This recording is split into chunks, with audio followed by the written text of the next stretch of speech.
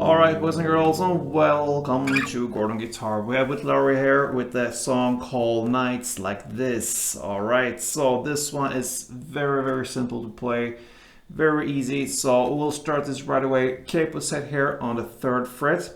We have the famous 4 here when it comes to the chords, the E minor, G, D, and C. A very easy strumming pattern. So let's start with the chords. We have the E minor first, so open E, second A, second D, open G, open B, and open E. Next chording order here, the G, that is 3rd on E, 2nd on A, open D, open G, 3rd B, and 3rd E.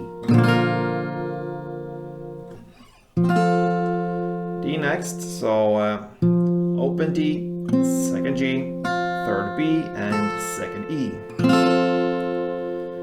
And then we have a C left there, so that is 3rd on A, 2nd on D, open G, 1st B, and open E. Alright, so E minor, G, D, and C. Now let's look at the strumming pattern here, or we can hardly call it a pattern or strumming. It's just down clap. So that's what you're gonna do. So E minor here, that's the first chord. Down clap. And the claps here, I will suggest that you do the clap on just the E string, this here. So that will make the sound ring out more, because you want the chord to sound, since it's not that much strumming going on here. So just one down and a clap on this E string, so all the other strings can ring out. So you're gonna do 2 strumming rounds, if we call it like that, per chord. So down, clap, and then you switch chord. So with this chord progression, 2 rounds per chord, it will sound like this.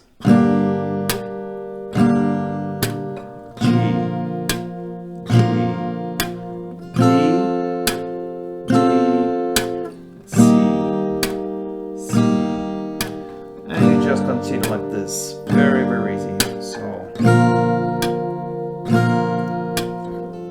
this is what's going on through the entire song. So thank you for watching, guys. Hope this helps.